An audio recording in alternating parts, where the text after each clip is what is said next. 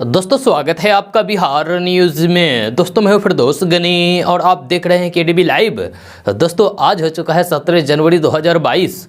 तो आज की बिहार की टॉप न्यूज़ लेकर आए हैं आपके लिए। दोस्तों वीडियो स्टार्ट करने से पहले आपसे रिक्वेस्ट है, अगर आप नए आए हैं इस चैनल पर तो फिर चैनल को सब्सक्राइब करके बेल आइकन को भी प्रेस कर दीजिए और साथ में वीडियो को लाइक कर दीजिए, अपने दोस्तों के साथ शेयर भी कीजिए।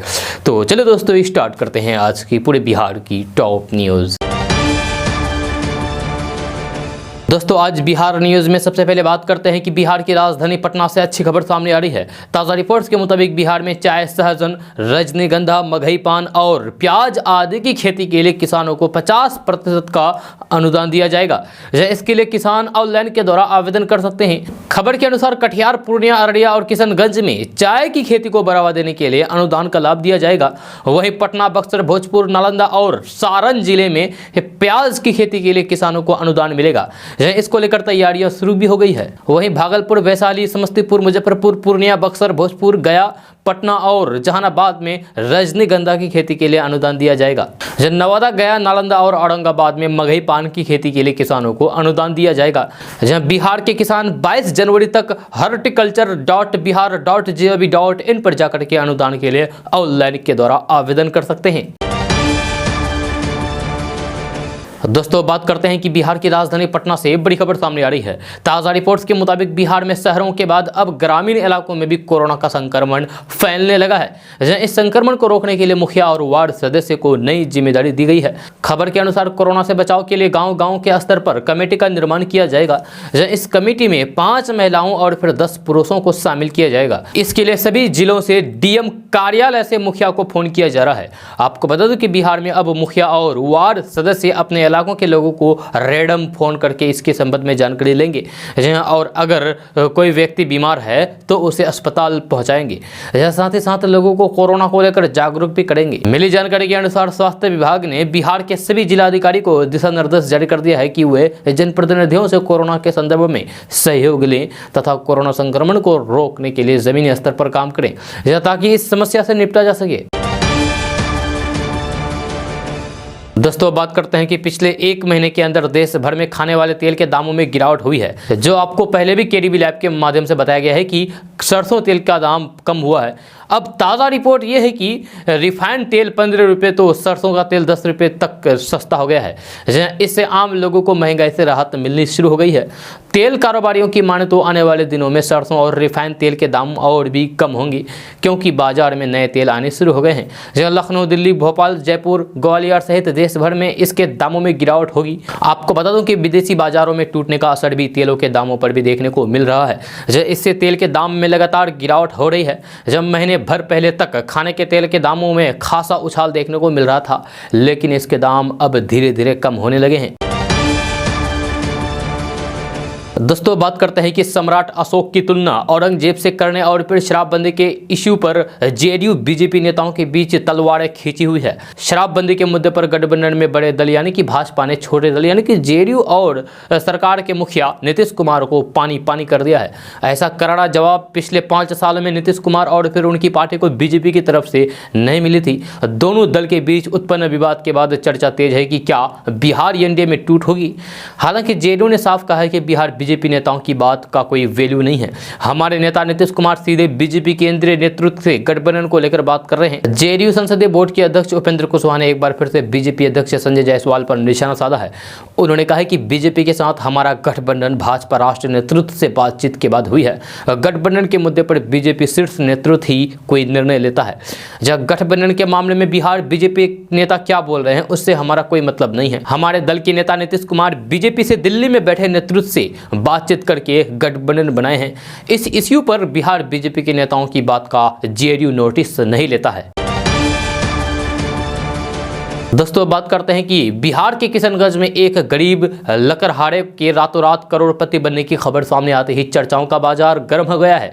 जब मामला सामने आने के बाद प्रशासन द्वारा जांच बिठाए जाने के बाद से अब वह अंडरग्राउंड हो गया है। प्रशासन की माने तो जब तक वह पकड़ में नहीं आता है तब तक इस मामले में पूरी जानकारी सामने नहीं आएगी। जब मामला किशनगंज के ट्याउसा पंचायत से जुड़ा हुआ है। बताया जा रहा है कि यहाँ के एक गरीब लकड़हारे के हाथ अचानक खजाना लगा है जिससे वह रातों रात करोड़पति बन गया है। जहां सामने आ रही जानकारी के मुताबिक अमीर बनते ही उसने रिश्तेदारों को तोहफे में बाइकें दे दी है, यानी कि गाड़ियां दी है, मोटरसाइकिल। हालांकि मामले सामने आने के बाद से एसडीएम ने जांच के आदेश दिए हैं।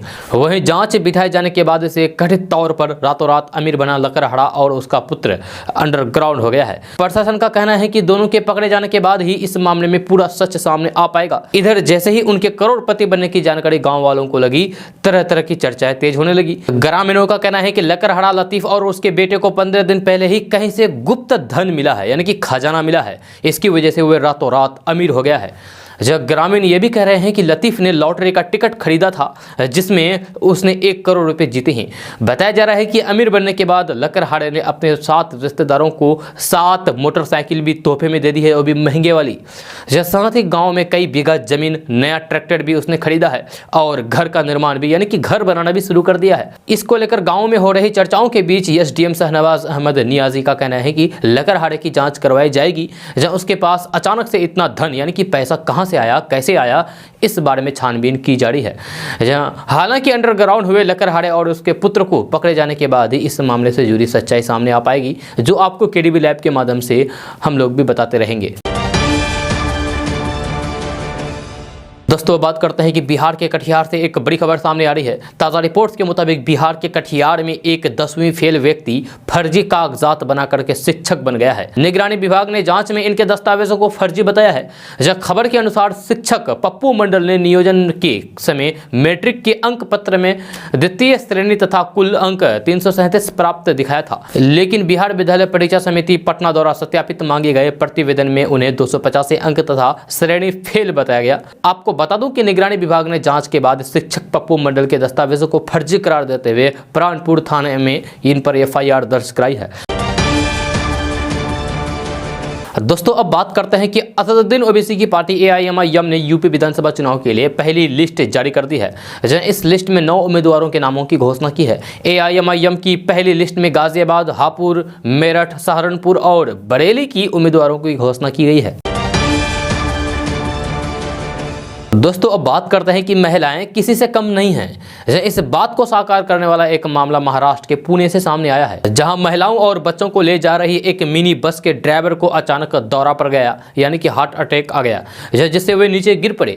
इसके बाद बस में सवार 42 साल की योगिता स्वाटोव ने बिना देरी किए बस की स्टीयरिंग थाम ली, जैसे कि आप अपने मोबाइल पर वीडियो देख रहे हैं। योगिता ने 10 किलोमीटर तक बस को ड्राइव किया, यानी कि चलाया, और ड्राइवर को हॉस्पिटल पहुंचाकर उसकी जान बचाई। जानकारी के अनुसार ये घटना 7 जनवरी की है, जिसका वीडियो वायरल हो रहा है। एक अधिकारी ने बताया है कि योगिता अन्य महिलाओं और फिर बच्चों के साथ सिरूर में एक कृषि पर्यटन स्थल पर पिकनिक मनाने के बाद बस से लौट रही थी। इस दौरान बस ड्राइवर को दौरा पड़ने लगा और उसे सुनसान जगह पर गाड़ी रोकनी पड़ी। योगिता ने कहा है कि मुझे कार चलानी आती है, बच्चों और फिर महिलाओं को घबराते देखकर मैंने बस चलाने का फैसला किया। योगिता ने अन्य लोगों को भी उसके घर तक छोड़ा। संकट के समय बिना घबराए सूझबूझ से काम लेने के लिए लोग योगिता की सराहना कर रहे हैं, तारीफ कर रहे हैं। योगिता की इस वीडियो को लोगों ने सोशल मीडिया पर खूब शेयर किया है। आप भी चाहे तो शेयर कर सकते हैं और उन्हें खूब प्यार मिल रहा है। लोगों ने उनके साहस की भी प्रशंसा की है। दोस्तों अब बात करते हैं कि बिहार सरकार का पर्यटन विभाग बिहार के सभी जिलों में जल्द ही पर्यटन केंद्र बनाएगा। इन पर्यटन केंद्र पर जिले की पर्यटन केंद्रों से लेकर आवागमन के साधन, भोजन और ठहराने की व्यवस्था आदि की जानकारी मिलेगी।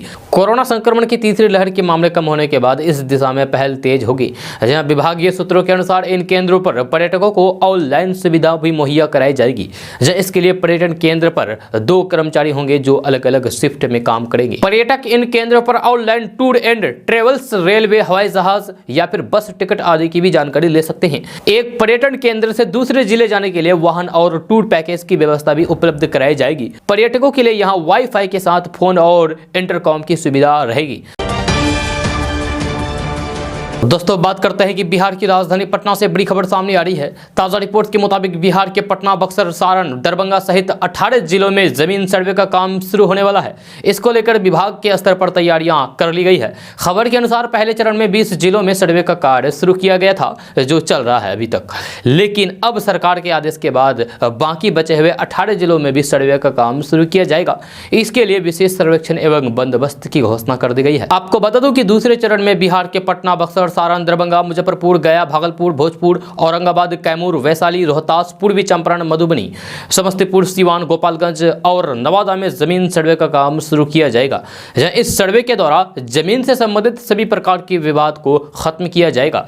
साथ ही साथ जमीन का नया खतियान बनाया जाएगा और जमीन का डिजिटल नक्शा भी तैयार किया जाएगा। सर्वे के बाद लोग ऑनलाइन के द्वारा जमीन की जानकारी प्राप्त कर सकेंगे, वो भी आसानी से घर बैठे ही। दोस्तों बात करते हैं कि बिहार के नालंदा में अब तक 12 लोगों की संदिग्ध स्थिति में मौत हो गई है। मृतक के परिजनों ने बताया है कि सभी की जहरीली शराब पीने से मौत हुई है, जबकि इसकी आधिकारिक पुष्टि अभी तक नहीं हुई है। इस घटना के बाद प्रशासन में हड़कंप मच गया है। घटना सोहसराय थाना क्षेत्र के छोटी पहाड़ी और पहाड़ तल्ली की है। जानकारी मिलते ही पुलिस प्रशासन में हड़कंप मच गया। थाना अध्यक्ष सुरेश प्रसाद के बाद सदर डीएसपी डॉक्टर शिबली नौमानी ने मौके पर पहुंचकर परिजनों से जानकारी ली। हालांकि अभी तक जहरीली शराब पीने से मौत की आधिकारिक पुष्टि नहीं हो पा रही है, लेकिन स्थानीय लोग भी आसपास के इलाकों में चुलाई शराब बनाने की बात बता रहे हैं।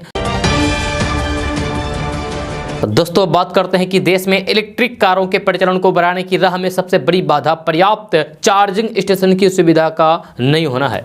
केंद्र सरकार ने इस समस्या के समाधान के लिए चरणबद्ध तरीके से आगे बढ़ने की नीति शुक्रवार को लागू की है। इसके तहत अगले 5 सालों के भीतर राज्यों की सभी राजधानी, बड़े शहरों को जोड़ने वाली प्रमुख राजमार्गों और फिर राष्ट्रीय राजमार्ग पर पर्याप्त चार्जिंग स्टेशन लगाए जाएंगे। उद्देश्य यह है कि शहरों में हर 3 वर्ग किलोमीटर के क्षेत्र में एक चार्जिंग स्टेशन हो, जबकि राष्ट्रीय राजमार्ग पर हर 25 किलोमीटर पर इसकी सुविधा हो, जबकि 100 किलोमीटर के एरिया में कम से कम एक फास्ट चार्जिंग सुविधा होगी।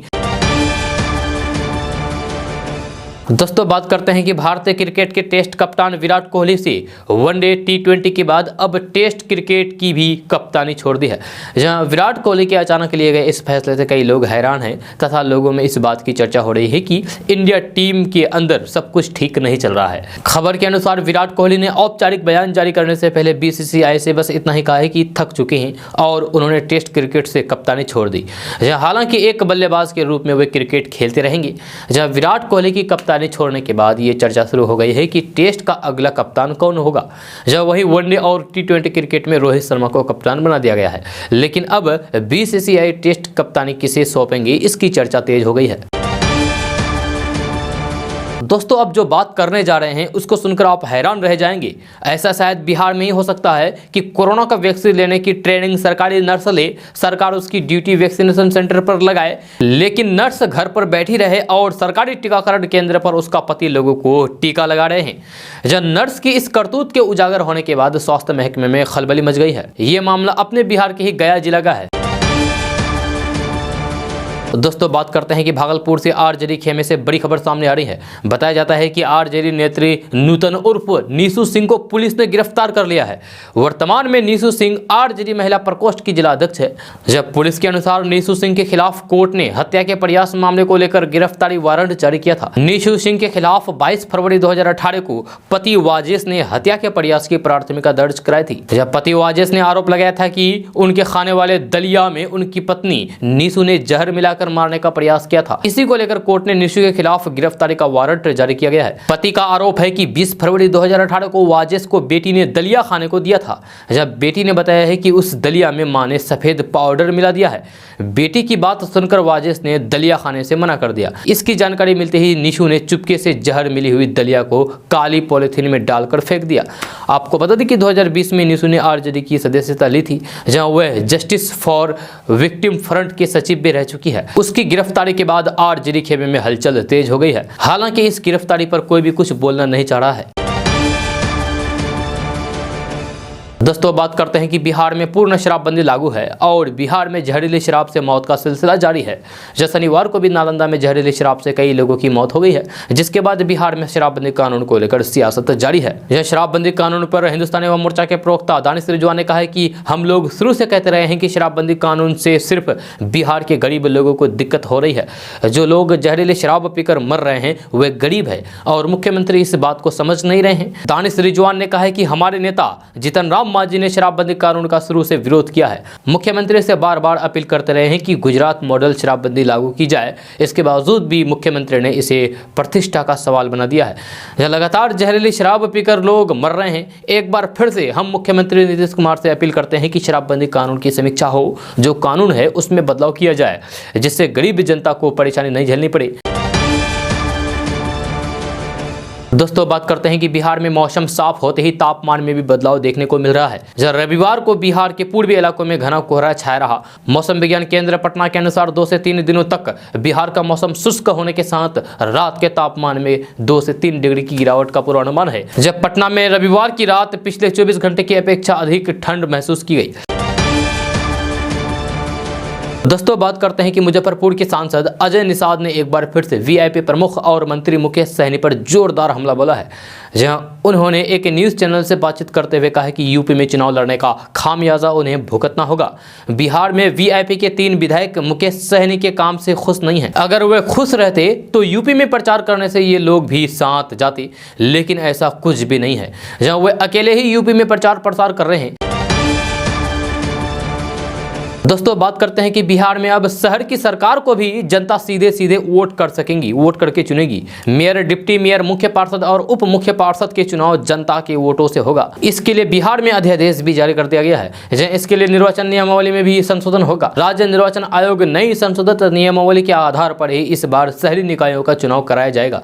जब मिल रही जानकारी के अनुसार जहाँ नगर निगम है वहाँ मेयर और डिप्टी मेयर के पद का चुनाव होगा, और जहाँ नगर परिषद या फिर नगर पंचायत है वहाँ मुख्य पार्षद और उप मुख्य पार्षद पद के लिए चुनाव कराए जाएंगे।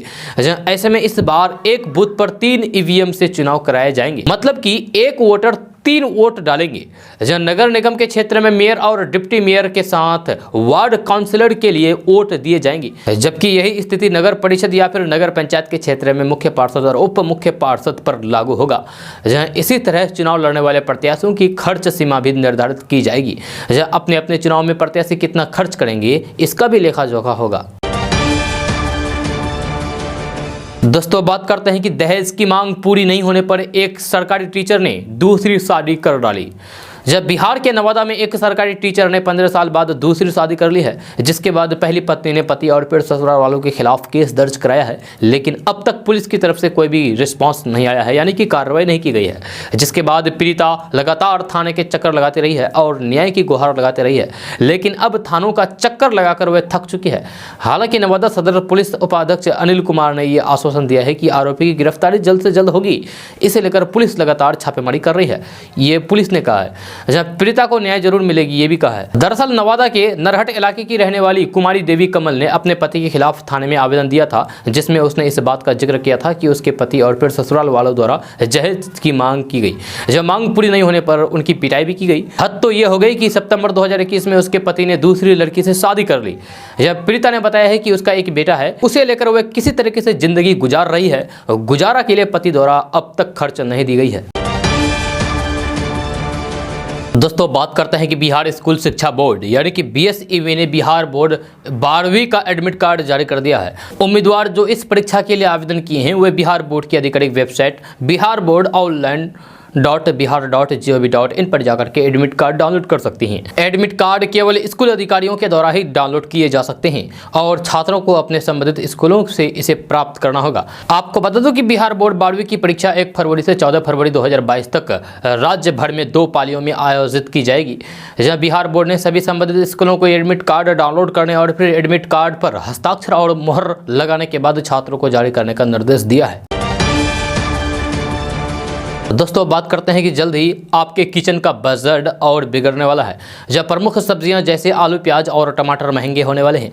यह भारत सरकार के फूड प्रोसेसिंग इंडस्ट्रीज मंत्रालय ने ये बात स्वीकार की है। जब मंत्रालय की मार्केट इंटेलिजेंस रिपोर्ट बता रही है कि हाल ही में हुई बारिश और ओलावृष्टि से आलू, प्याज और टमाटर की फसल को नुकसान पहुंचा है। इससे आगे आने वाले दिनों में इनकी कीमतों पर दबाव बनेगा।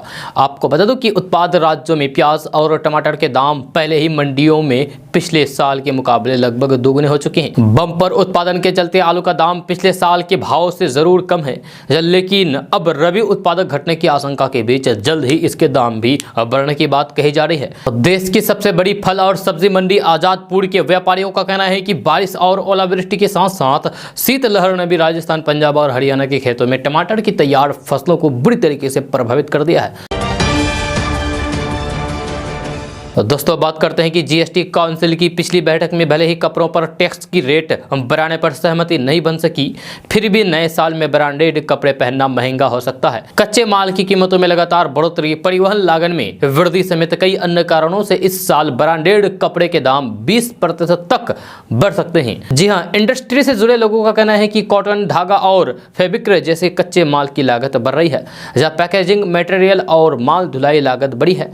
इससे नए साल में लोगों को ब्रांडेड कपड़े पहनने पर ज्यादा खर्च करना पड़ सकता है। अलग अलग ब्रांड्स में कीमतों के आधार पर इसमें 8 से 15% का अंतर हो सकता है। इंडियन टेरियन 8 से 10% तक कीमतों में बढ़ा सकती है, जब कई ब्रांड्स पहले से ही कीमतों में बढ़ोतरी शुरू कर चुके हैं। जब कुछ ब्रांड्स मार्च और अप्रैल से समर कलेक्शन लॉन्च करने के साथ दाम बढ़ाने की योजना बना रहे हैं।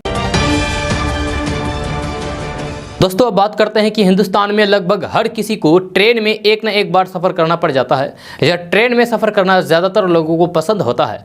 जब सफ़र के दौरान कई तरह के लोग ट्रेन में मिलते हैं जो जानबूझ करके कानूनी गतिविधियों को अंजाम दे देते हैं। कभी कोई ट्रेन में लड़ने झगड़ने बैठ जाते हैं, तो कोई चेन पुलिंग करता है, जब कोई गंदगी फैलाता है तो कोई बिना टिकट के चढ़ जाता है, जिससे दूसरे यात्रियों को भी मुसीबत का सामना करना पड़ता है। इसे लेकर भारतीय रेलवे काफ़ी सख्त है। इस तरह की गैर कानूनी चीजों को अंजाम देने वाले यात्रियों के लिए भारतीय रेलवे ने कई सख्त नियमों को बना रखा है। आपको बता दो कि भारतीय रेलवे की तरफ से अगर आप चैन पुलिंग करते हैं तो एक बड़ा अपराध है। जब दोषी पाए जाने की स्थिति में आपके ऊपर सख्त कार्रवाई हो सकती है, जुर्माना भी लग सकता है। रेलवे नियमों के अंतर्गत बिना किसी कारण के ट्रेन की अलार्म चैन को खींचना कानूनी अपराध बताया गया है। चैन पुलिंग करना बेहद खतरनाक माना गया है, क्योंकि ऐसा करने से ट्रेन का पटरी पर से उतर जाना भी संभव है। दोस्तों बात करते हैं कि सीबीएसई द्वारा जारी किए गए सैंपल पेपर के अनुसार 10वीं के विज्ञान विषय में कुल 15 प्रश्न पूछे जाएंगे। यह सभी अनिवार्य होंगे। प्रश्न पत्र कुल 3 भागों में विभाजित होगा। जब भाग 1 में 7 प्रश्न होंगे और प्रत्येक के लिए 2-2 अंक निर्धारित किए गए हैं। दूसरे भाग में 6 प्रश्न होंगे और प्रत्येक के लिए 3 अंक निर्धारित किए गए हैं। यह प्रश्न पत्र के तीनों भाग में 2 केस आधारित सवाल पूछे जाएंगे। दोनों के लिए 4-4 अंक निर्धारित होंगे। विज्ञान के वरिष्ठ शिक्षक AK राय का कहना है कि सभी प्रश्नों का उत्तर देना अनिवार्य होगा। यह टर्म 2 की परीक्षा में वस्तुनिष्ठ सवाल नहीं पूछे जाएंगे। विज्ञान की परीक्षा 40 अंकों की होगी। इसके लिए 2 घंटे का समय निर्धारित किया गया है। दोस्तों बात करते हैं कि बिहार के मुख्यमंत्री नीतीश कुमार के गृह जिले नालंदा में जहरीली शराब से 12 लोगों की मौत के बाद सत्ताधारी दलों के बीच जुबानी जंग तेज हो गई है। जब भारतीय जनता पार्टी यानी कि बीजेपी लगातार नीतीश कुमार को घेर रही है, दूसरी तरफ विपक्ष आरजेडी ने भी बिहार में शराबबंदी कानून फेल होने की बात कही है। आरजेडी के प्रवक्ता शक्ति सिंह यादव ने कहा है कि बिहार में जिस तरीके से जहरीली शराब से लगातार मौत हो रही है, उसकी जिम्मेदारी लेते हुए नीतीश कुमार को अपने पद से इस्तीफा दे देना चाहिए। शक्ति सिंह यादव ने कहा है कि पिछले दिनों बिहार में जहरीली शराब से हुई कई मौतों के बाद भी नीतीश कुमार की आंखें नहीं खोली है। बिहार में शराबबंदी पूरी तरीके से ध्वस्त हो चुका है। अनुशासन शराब की आपूर्ति कराने में भूमिका निभा रहा है, मगर नीतीश कुमार मानने को तैयार नहीं है। नीतीश कुमार को नैतिकता के आधार पर इस्तीफा दे देना चाहिए। वहीं इससे पहले बिहार के पूर्व मुख्यमंत्री जीतन राम मांझी का शराबबंदी को लेकर बड़ा बयान सामने आया है। जीतन राम मांझी ने कहा है कि ना जाने क्यों नीतीश कुमार जी समझ नहीं पा रहे हैं, शराबबंदी को प्रतिष्ठा का सवाल बना लिए हैं। जब पीएम मोदी कृषि कानूनों को वापस ले सकते हैं, तो फिर शराबबंदी की समीक्षा क्यों नहीं हो सकती है? इसीलिए शराबबंदी की समीक्षा करनी जरूरी है। नालंदा, गोपालगंज और कहां नहीं शराब से मौतें हो रही है। दोस्तों बात करते हैं कि सरकारी नौकरी के इच्छुक युवाओं के लिए अच्छी खबर आई है। बिहार में कई पदों पर युवाओं को रोजगार मिलने जा रहा है। ये नौकरी बिहार लोक सेवा आयोग द्वारा दी जाएगी। आयोग द्वारा राज्य में सहायक लोक स्वच्छता और अपशिष्ट प्रबंधन अधिकारी के पदों को भरने का निर्णय लिया गया है, जिसके लिए उसने अभ्यर्थियों से आवेदन आमंत्रित किए हैं। जो योग्य उम्मीदवार बीपीएससी की आधिकारिक वेबसाइट bpsc.bih.nic.in के माध्यम से ऑनलाइन आवेदन कर सकते हैं। दोस्तों बात करते हैं कि इस बार सरकारी मेडिकल कॉलेजों में 1151 सीटों पर एडमिशन होगा, जहां वही प्राइवेट मेडिकल कॉलेजों में 900 सीटों पर एडमिशन होना है। स्टूडेंट bce.bihar.gov.in पर जाकर के ऑनलाइन रजिस्ट्रेशन करा सकते हैं। Under graduate medical admission counselling 2021 के तहत स्टूडेंट का एडमिशन बिहार के सरकारी medical dental college, Ayush, veterinary के साथ प्राइवेट मेडिकल डेंटल आयुष कॉलेजों में एडमिशन होगा। इस बार बिहार के 11 सरकारी मेडिकल कॉलेजों और फिर एक सरकारी डेंटल कॉलेजों में एडमिशन होगा। पिछली बार 10 सरकारी मेडिकल कॉलेजों में एडमिशन हुआ था। दोस्तों बात करते हैं कि आरजेडी ने बिहार में जल्द ही सरकार बनाने का दावा किया है। जब पिछले एक हफ्ते से बिहार और केंद्र की सरकार में शामिल दो प्रमुख दलों भाजपा और जेडीयू के नेता एक दूसरे पर तीखे हमले कर रहे हैं। शराबबंदी को लेकर बीजेपी के नेता सवाल उठाने लगे हैं। सम्राट अशोक के बहाने बिहार में राजनीतिक खिचड़ी पकने लगी है। अब उत्तर प्रदेश में जिस तरीके से जेडीयू ने भाजपा के खिलाफ चुनाव लड़ने का ऐलान कर दिया है, ऐसा लगने लगा है कि अब भाजपा और जेडीयू एक दूसरे से दूर होने का बहाना ढूंढने लगे हैं। इस बीच लालू यादव और तेजस्वी यादव की पार्टी ने दावा किया है कि बिहार की सरकार जल्द ही जाने वाली है और आरजेडी की सरकार आने वाली है। राजद के प्रवक्ता मृत्युंजय तिवारी ने कहा है कि भाजपा और जेडीयू में अब शराबबंदी पर भी घमासान मच गया है। खरमास खत्म हुआ ही नहीं कि खेल शुरू हो गया है। जेडीयू और भाजपा के प्रवक्ता एक दूसरे के नेताओं को अपमानित कर रहे हैं। रगरा झगड़ा बता रहा है कि बिहार की सरकार जाने वाली है, ये महीना भारी पड़ेगा। शराबबंदी सफल करने की जिम्मेदारी जिनके पास है वे सत्ता के नशे में चूर होकर आपस में ही लड़ रहे हैं। सारी बीमारियों की एक ही दवाई है, सरकार की विदाई है। नालंदा में जहरीली शराब पीने से मौत के मामले में आरजेडी ने जेडीयू के साथ साथ भाजपा को भी जिम्मेदार ठहराया है। राजद के प्रदेश प्रवक्ता चित्तरंजन गगन एवं मृत्युंजय तिवारी ने कहा है कि एक व्यक्ति की जिद की वजह से बेवा होने वाली औरतें और फिर अनाथ बच्चों की तादाद लगातार बढ़ती ही जा रही है। इसके लिए राज्य सरकार में शामिल दोनों बड़े दल समान रूप से जिम्मेदार हैं। राजद नेताओं ने कहा है कि शराबबंदी पर सरकार के दोहरे मापदंड और अदूरदर्शी नीतियों के कारण ही अब तक इतनी बड़ी संख्या में लोग मर रहे हैं। जब मरने वालों में अधिकतर अपने परिवार के एकमात्र कमाऊ सदस्य थे। दोस्तों बात करते हैं कि कोरोना की तीसरी लहर से निपटने में मुख्यमंत्री ग्राम परिवहन योजना के तहत बिहार में खरीदे गए 576 एम्बुलेंस का उपयोग होगा। एक एम्बुलेंस का उपयोग अधिकतम 2 प्रखंडों में किया जाएगा। एम्बुलेंस का उपयोग करने के बदले सरकार गाड़ी मालिकों को 33,000 रुपये महीने देगी। विभाग ने कहा है कि कोरोना की तीसरी लहर में संक्रमित मरीजों को अविलंब और असुरक्षित तरीके से अस्पताल या फिर आइसोलेशन सेंटर पहुंचाने के लिए राज्य में यानी कि बिहार में 102 एम्बुलेंस सेवा कार्यरत हैं, काम कर रहे हैं, लेकिन इसके अलावा भी एम्बुलेंस वाहनों की आवश्यकता महसूस की जा रही है। इसी को लेकर परिवहन विभाग ने मुख्यमंत्री ग्राम परिवहन योजना के तहत खरीदे गए 576 एम्बुलेंस स्वास्थ्य विभाग को मुहैया कराए गए हैं। साथ ही इस एम्बुलेंस को भाड़े पर रखने को भी कहा गया है। दोस्तों बात करते हैं कि राजेंद्र नगर समेत बिहार के 7 समेत पूर्व मध्य रेल के 10 रेलवे स्टेशनों को वर्ल्ड क्लास स्टेशन के रूप में डेवलप किया जा रहा है, जो आपको केडीबी लैब के माध्यम से कुछ दिन पहले ही बताया गया है। रेलवे स्टेशनों को डेवलप करने की वजह से इन स्टेशनों से सफर करना अब आपको महंगा होगा। जब पूर्व मध्य रेल के 7 स्टेशनों से यात्रा करने वाले यात्रियों को अब किराया के अलावा अतिरिक्त शुल्क चुकाना होगा। इसे विकास शुल्क भी कह सकते हैं। रेल मंत्रालय की गाइडलाइंस के अनुसार 10 से 50 रुपये तक अतिरिक्त शुल्क चुकाना होगा। एसी क्लास के लिए 50, स्लीपर क्लास के लिए 25 और अनारक्षित क्लास के लिए 10 रुपये देने होंगे। टिकट के लेते समय ही ये चार्ज जुड़ जाएगा। जब प्लेटफॉर्म टिकट में भी 10 रुपये अतिरिक्त लगेंगे।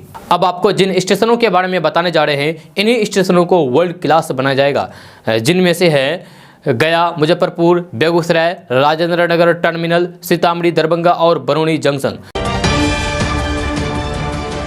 दोस्तों बात करते हैं कि उत्तर प्रदेश विधानसभा चुनाव की धमक अब बिहार में भी सुनाई देने लगा है।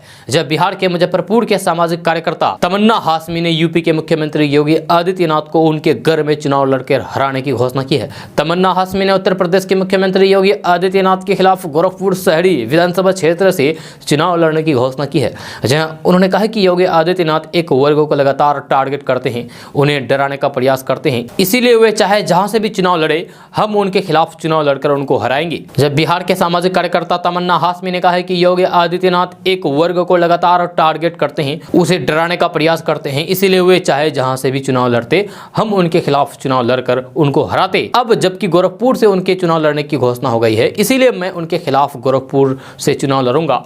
हम यहां अपनी पूरी ताकत से चुनाव लड़ेंगे और जीतेंगे भी।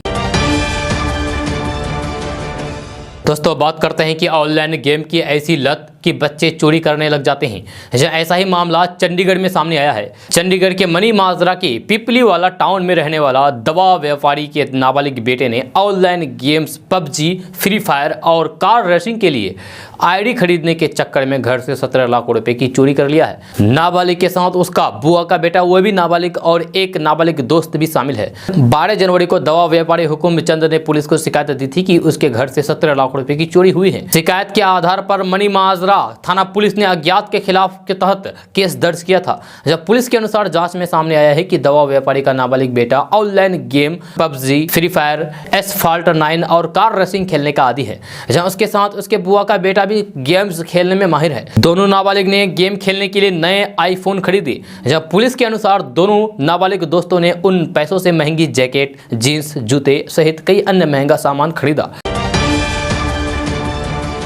दोस्तों बात करते हैं कि सस्ते और असरदार नैनो यूरिया किसान नहीं खरीद रहे हैं, नहीं खरीदना चाहते हैं। जब लाभकारी नैनो यूरिया पर किसानों की नज़र नहीं है, जबकि यूरिया खाद के लिए मारामारी हो रही है। दरअसल रबी फसल में पटवन के बाद यूरिया की आवश्यकता होती है। यहाँ रबी की बुआई लगभग 1 माह पहले ही हो गई है। जब बुआई के बाद गेहूँ और मक्का के पटवन करने के बाद यूरिया खाद का छिड़काव किया जाता है। बारिश होने से यूरिया की मांग और बढ़ गई है। एक वैज्ञानिक ने बताया है कि फसलों में नाइट्रोजन की कमी को पूरा करने के लिए किसान यूरिया का इस्तेमाल करते हैं, लेकिन अभी तक यूरिया सफेद दानों के रूप में उपलब्ध थी। इसका इस्तेमाल करने से आधे से भी कम हिस्सा पौधों को मिलता था, जहां बचे हुए जमीन और हवा में चला जाता था। जब पर नैनो यूरिया की 500 ml की शीशी पूरे 1 एकड़ खेत के लिए काफी है। इसके साथ ही इसका प्रयोग करने से पर्यावरण, जल और मिट्टी में जो प्रदूषण हो रहा है वो भी नहीं होगा। जहां साथ ही इसे कहीं भी ले जा सकते हैं आसानी से उठाकर। दोस्तों बात करते हैं कि बिहार में टीकाकरण की रफ्तार शुरुआत में धीमी रही, लेकिन बाद में इसके काफ़ी तेजी में आई है। जब बिहार टीकाकरण में काफ़ी आगे रहा है। जब देश के टॉप 5 राज्यों में बिहार शामिल है। बिहार का स्थान 5वां है। देश भर में सबसे अधिक 22 करोड़ 83 लाख डोज उत्तर प्रदेश में लगी है। जब महाराष्ट्र दूसरे स्थान पर है, जहाँ 14 करोड़ 30 लाख डोज लगाई गई है। पश्चिम बंगाल में 11 करोड़ 38 लाख डोज लगाई गई है। मध्य प्रदेश में 10 करोड़ 73 लाख और बिहार में 10 करोड़ 67 लाख डोज लगाई गई है। दोस्तों बात करते हैं कि चचरी पुल आमतौर पर कटिहार के दियारा इलाके में देखने को मिलता है, लेकिन एक ऐसा भी चचरी पुल है जो 2 राज्यों की सीमा को जोड़ता है। जी हां, दरअसल बिहार और बंगाल को अहमदाबाद प्रखंड क्षेत्र में सड़कों की हालात जर्जर होने के कारण लोगों को आवागमन में परेशानी का सामना करना पड़ रहा है। जहाँ प्रखंड के पहाड़पुर बांध से होते हुए पश्चिम बंगाल की गरैया गाँव तक जाने वाली सड़क की हालात भी खस्ता है। बाढ़ में सड़क ध्वस्त हो जाने के कारण, कई स्थानों पर कटाव हो जाने के कारण लोगों को चचरी पुल बनाकर आवागमन के लिए विवश होना पड़ रहा है। जब महानंदा बांध के पहाड़पुर के पास से पड़ोसी राज्य पश्चिम बंगाल की गरैया गांव को जोड़ने वाली सड़क 7 साल पहले बाढ़ में ध्वस्त हो गई थी, क्षतिग्रस्त हो गई थी। जब सड़क की मरम्मत को लेकर अब तक कोई पहल नहीं की गई है। दोस्तों अब बात करते हैं कि बिहार में अभी ठंड का सितम जारी है। यह सर्द पछुआ हवा चलने से पटना समेत बिहार में कनकनी और बढ़ गई है। यह हाल ही में बारिश और फिर कई स्थानों पर ओला गिरने से ठंड और बढ़ी है। यह अगले 2-3 दिनों में मौसम में कोई खास बदलाव होने की उम्मीद नहीं है। यह सुबह में कुहासा छाया रहेगा। दिन में धूप निकलने के बाद भी कनकनी से राहत नहीं मिलने वाली है। 19 जनवरी तक बारिश के आसार नहीं है, यानी कि मौसम शुष्क रहेगा। न्यूनतम पारा में 2 से 3 डिग्री की गिरावट दर्ज होगी, जिससे ठंड बढ़ेगी। दोस्तों आज का न्यूज़ बस यहाँ तक। कैसा लगा जरूर अपना सुझाव दीजिएगा नीचे कमेंट बॉक्स में कमेंट करके। अगर आप नए आए हैं इस चैनल पर तो फिर चैनल को सब्सक्राइब करके बेल आइकन को भी प्रेस कर दीजिए और साथ में वीडियो को लाइक कर दीजिए, अपने दोस्तों के साथ शेयर भी कीजिए। तो चलिए दोस्तों फिर मिलते हैं अगले वीडियो में, तब तक के लिए जय हिंद, जय बिहार।